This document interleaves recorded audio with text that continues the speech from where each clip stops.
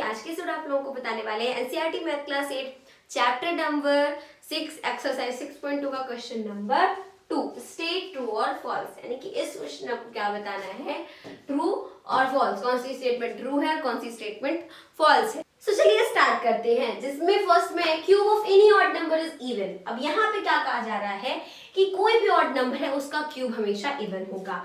देखिए अब odd number में सबसे पहले हमारे पास आता है 3, तो अगर आप 3 का क्यूब करेंगे तो आपको क्या मिलेगा, 27 मिलेगा। तो 3 क्या है, एक ऑड नंबर है, ये आपका एक ऑड नंबर है। लेकिन जब हमने इसका क्यूब किया तो वो तो हमें 27 मिला जो कि ऑड नंबर नहीं है। इसका मतलब ये हुआ जो कि हमारा इवन नंबर नहीं है, सॉरी, जो कि हमारा इवन नंबर नहीं है। यानी कि ये जो हमारी स्टेटमेंट है वो टोटली क्या होगी, फर्स्ट वाली ये फॉल्स होगी, क्योंकि सबसे पहले वाला ही हमारा क्या है, गलत है। सबसे पहला जो नंबर है 3, उसी का क्यूब आपका इवन नहीं है, तो बाकी का तो कोई गुंजाइश ही नहीं है।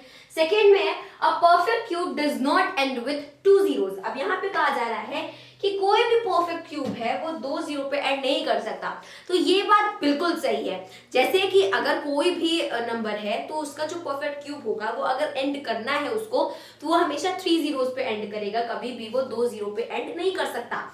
वो हम कैसे बताएंगे, देखिए अगर आप 2 डिजिट का सबसे छोटा नंबर ले दैट इज 10, तो 10 का अगर हम क्यूब करें तो हमें मिलेगा 1000, जिसमें कितने जीरोस हैं, 3 zeros हैं। बात कितने की हो रही है, बात हो रही है यहाँ पे 2 zeros की। तो यानी कि कोई भी ऐसा नंबर नहीं है जिसका आप क्यूब करें तो उसमें 2 0 आए।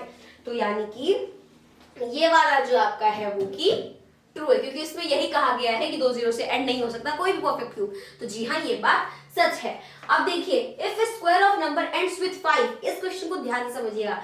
If square of numbers and with 5, यानी कि किसी भी नंबर का जो स्क्वायर है अगर वो 5 से एंड हो रहा है then its cube ends with 25, तो उसी नंबर का जो क्यूब होगा वो 25 से एंड होगा। देखिए फॉर एग्जांपल अगर मेरे पास क्या है 15 है, अगर मैं 15 का स्क्वायर करूं तो मुझे क्या मिलेगा, 125 मिलेगा। एम आई राइट? यस। अब अगर हम इसे 15 का क्यूब करेंगे, देखिए ये बात तो बिल्कुल सच है ना कि जो 15 है उसका मैंने स्क्वायर किया तो वो एंड हुआ 5 से। अब अगर इसे 15 का हम क्यूब करेंगे तो वो हमें क्या मिल जाएगा, वो हमें मिल जाएगा 3 3 7 5। वो तो 75 से एंड कर दिया। भाई कैसे, 25 से होना चाहिए ना, क्योंकि क्वेश्चन में तो आपने यही कहा है कि वो 25 से एंड होना चाहिए, लेकिन हमारा जो है वो 75 से एंड हो रहा है। यानी कि ये स्टेटमेंट हमारी फॉल्स है। नेक्स्ट देखिए क्या है, there is no perfect cube which ends with 8। इसको देख के तो दोस्तों हंसी आ रही है। जैसे अगर हमारे लिए हम 2 का अगर मैंने क्यूब किया तो हमें मिला 8। अब देखिए 2 का क्यूब किया तो हमें 8 मिला और कह रहे हैं यहाँ पे कि ऐसा कोई नंबर ही नहीं है जिसका क्यूब 8 से एंड हो। 2 ही क्यूब, अगर आप 12 का क्यूब करते हैं तो 12 का क्यूब कितना होता है, 1922। तो यानी कि देखिए 2 का क्यूब आपका 8 है, तो मतलब कि ये वाली स्टेटमेंट आपकी फॉल्स होगी। The cube of 2 digit number may be a 3 digit number. यहाँ क्या कहा जा रहा है कि कोई भी 2 डिजिट नंबर है उसका क्यूब हो सकता है कि 3 डिजिट नंबर हो। देखिए जैसे कि अगर मैं क्या करूं, अगर मैं सबसे छोटे 2 डिजिट नंबर को देखूं जो कि हमारा 10 है, तो 10 का क्यूब कितना है, 1000 है, एंड 1000 में है 4 डिजिट, 1 2 3 4। 1000 में कितने डिजिट हैं भाई, 4 डिजिट है। लेकिन यहाँ पे बात किसकी हो रही है, बात इसकी हो रही है कि उसमें हो सकता है कि 3 डिजिट हो, लेकिन ऐसा पॉसिबल नहीं है, क्योंकि जब 2 डिजिट नंबर का सबसे छोटा डिजिट का ही स्क्वायर क्यूब आपका 4 डिजिट पहुंच जा रहा है, तो फिर 3 डिजिट किसी भी नंबर का आप करेंगे तो नहीं आएगा, कोई गुंजाइश ही नहीं है। यानी कि यहाँ पे आपका ये वाला स्टेटमेंट भी गलत है, फॉल्स है। The cube of 2 digit number may have 7 or more digit। अब यहाँ पे क्या कहा जा रहा है कि कोई भी 2 डिजिट नंबर है उसका जो क्यूब है वो 7 डिजिट का हो सकता है या फिर उससे ज्यादा हो सकता है। तो हमने छोटे वाले करके देख लिया, वो तो 4 डिजिट आ रहा है। अगर मैं 2 डिजिट नंबर का सबसे बड़ा डिजिट लूं दैट इज 99 और मैं 99 का क्यूब करूं तो मुझे क्या मिलेगा, 9702999।